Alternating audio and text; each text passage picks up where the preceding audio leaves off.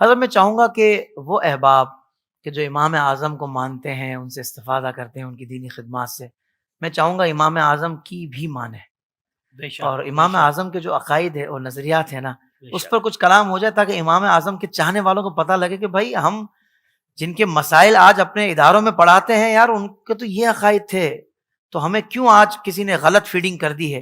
میں چاہوں گا جو امام کے عقائد تھے اس پر بھی کچھ کلام فرما دیں۔ اللہ اکبر کبیرہ۔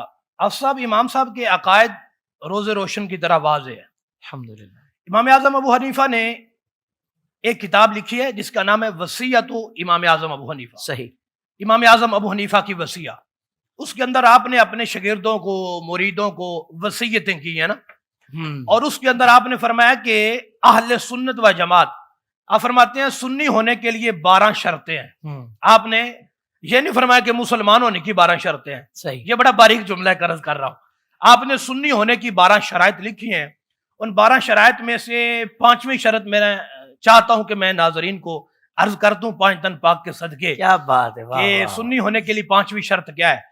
اور یہ میں اس سے پہلے عرض کرتا ہوں کہ آپ نے اپنے طالب علموں کو، اپنے مریدوں کو مخاطب کر کے فرمایا ہے کہ یہ 12 شرطیں وہ ہیں جن پر عمل کرنا ضروری ہے، ضروری ہے۔ اچھا۔ اور آپ فرماتے ہیں جو ان 12 شرطوں پہ عمل کرے گا وہ کبھی بد مذہب، بد عقیدہ نہیں ہوگا، اور جو عمل کرے گا حضور فرماتے ہیں کہ کل بروز معاشر اسے آقا کونین صلی اللہ علیہ وسلم کی زیارت بھی نصیب ہوگی۔ واہ واہ، سبحان اللہ۔ اب وہ 12 شرطوں میں سے صرف ایک 5ویں شرط عرض کرتا ہوں، وہ کون سی ہے، وہ کون سا نظریہ ہے، وہ کون سی شرط ہے جو امام اعظم ابو حنیفہ کے ماننے والوں کو یاد کرنی چاہیے۔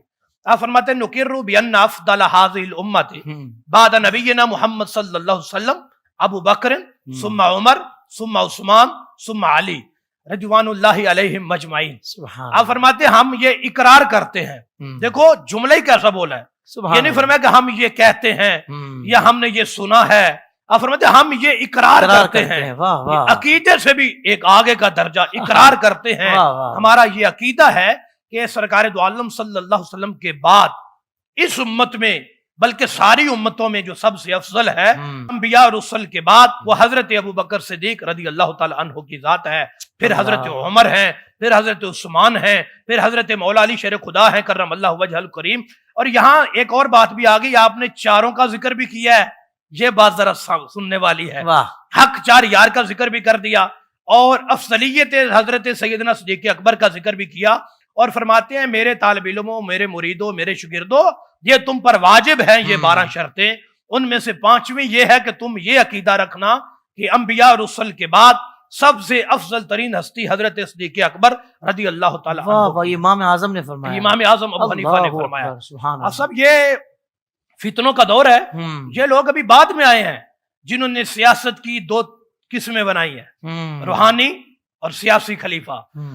اب امام اعظم ابو حنیفہ کی ولایت میں کون سی کمی تھی، اللہ، جنہیں داتا صاحب اپنا امام کہتے ہیں، سبحان اللہ، حضرت داؤد تائی جنہیں اپنا امام کہتے بہت ہیں، اچھے، واہ جن کے شاگردوں میں حضرت بشر حافی ہیں، حضرت فضیل بن عیاض ہیں، اللہ، اتنے ولیوں کے جو پیشوا ہیں، انہوں نے اس کی کوئی تقسیم نہیں کی کہ سیاسی خلیفہ اور ہے، روحانی خلیفہ اور ہے، نہیں فرمایا وہ ایک ہی ہے، سیاسی بھی وہی ہے، روحانی بھی وہی ہے، واہ واہ، افضل بھی وہی ہے، اعلیٰ بھی وہی ہے، واہ واہ، اور وہ حضرت ابو بکر صدیق رضی اللہ تعالی عنہ کی ذات ہے۔ سبحان جب میں نے یہ امام اعظم ابو حنیفہ کا فرمان پڑھا تو میرا دل باغ باغ ہو گیا، کیا کہنے اے امام آج بھی ہم تمہارے ماننے والے اسی عقیدے پہ ڈٹے ہوئے ہیں کہ ہمارے امام جو سبق پڑھا کے گئے ہیں ہم مرد دم تک اسی سبق پہ قائم رہے۔ کیا کہنے، سبحان اللہ، سبحان اللہ۔ اور جو میں نے ایک بات پہلے عرض کی ہے جی جو امام اعظم کے عقائد کے حوالے سے، جی، وہاں بھی میں اپنے پیر و مرشد سیدی قبلہ کنز العلماء کا ایک جملہ ایڈ کرنا چاہتا سبحان ہوں اللہ، جس سے ناظرین کا دل باغ باغ ہو جائے گا، واہ واہ واہ، کہ آپ کا عقیدہ، آپ نے وصیت فرمائی کہ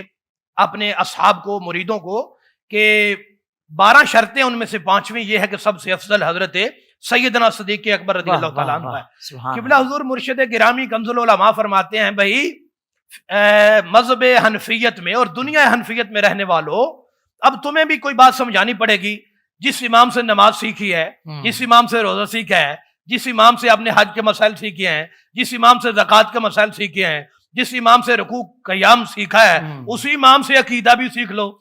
کیا خوبصورت بات. جس امام سے سارے مسائل ٹھیک ہیں, جن کے بتائے ہوئے طریقے پہ نماز درست ہے, جن کے بتائے ہوئے طریقے پہ حج درست ہے, جن کے بتائے ہوئے طریقے پہ باقی سارے مسائل فقہیہ درست ہے, تو آپ فرماتے ہیں یقیناً اسی کا بتایا ہوا عقیدہ بھی درست ہے. سلامت رہیے حضور. سب چیزیں وہاں سے کیا خوبصورت. دیکھیں بڑوں کی باتیں کتنی جامعیت رکھتی ہیں. کیا خوبصورت جملہ حضور سیدی کنز العلماء کا. سبحان اللہ. اللہ تعالیٰ آپ کو دراز عمر بالخیر عطا فرمائے. آپ کا سایہ عاطفت ہم عوام اہل سنت پر تاجر سلامت رکھے. سوشل میڈیا پر اسلام کی صحیح تعلیمات جاننے کے لیے ابھی حافظ سائر قادری کا نیا YouTube channel Islamic digital studio subscribe کر لیں, اور ہاں نوٹیفیکیشن بیل آئیکن کو بھی پریس کر لیں تاکہ ہماری نئی ویڈیوز آپ تک بر وقت پہنچ سکے.